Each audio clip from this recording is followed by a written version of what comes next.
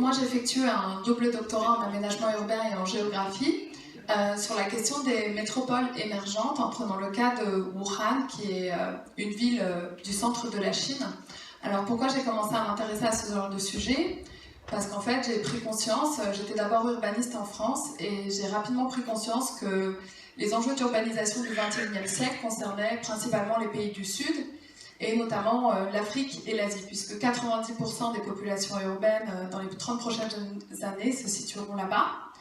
Et effectivement, en regardant un peu plus cette question d'urbanisation, je me suis aperçue qu'il y avait un nouvel objet urbain qui intéressait de plus en plus, en tout cas, la recherche académique en géographie urbaine, qui étaient les métropoles intermédiaires. C'est-à-dire qu'en fait, on n'est pas dans Paris, Londres, New York, mais on n'est pas non plus dans une ville complètement ancrée dans sa région.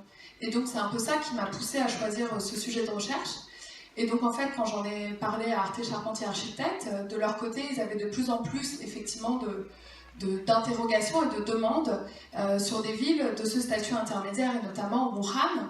Et donc c'est vrai que leur expérience en Chine avait commencé sur des grands équipements à Shanghai, type l'Opéra de Shanghai, mais de plus en plus ils avaient des commandes pour construire de véritables morceaux de ville, d'échelle extrêmement variable, allant de 150 hectares, ce qui est encore analysable avec l'œil de l'urbaniste et l'architecte urbaniste, à 35 km², c'est-à-dire carrément une ville nouvelle.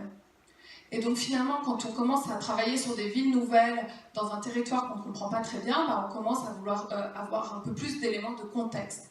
Et on va étudier cela et on vous donnera votre avis, l'expertise là-dessus, justement. À Georgina, cette fameuse ville nouvelle que vous avez accompagnée avec l'agence en Chine, elle a un truc totalement nouveau finalement. Vous avez repris ce qu'ont fait nos ancêtres au Moyen-Âge dans nos villages, ou Jean-Claude Haussmann et compagnie, ou racontez-moi.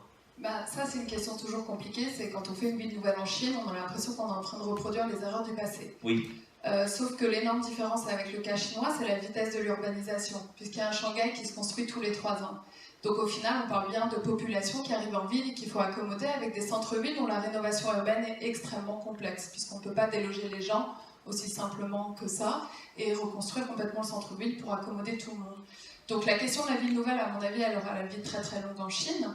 Après, la question, c'est qu'effectivement, je rejoins Nathalie Roseau, c'est l'hétérogénéité en fait. Il faut plutôt penser ces villes, pas en se disant je vais faire un produit monolithique qui va répondre à une classe de population idéalisée, mais effectivement penser l'hétérogénéité des quartiers. C'est-à-dire qu'effectivement, il y a des quartiers qui sont des résidences fermées, qu'on appelle des gated communities, mais il y a aussi des anciens quartiers ouvriers, etc.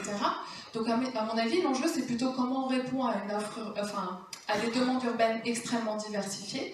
Et donc derrière, la véritable question, c'est comment on fait la couture entre ces différentes formes urbaines. Voilà.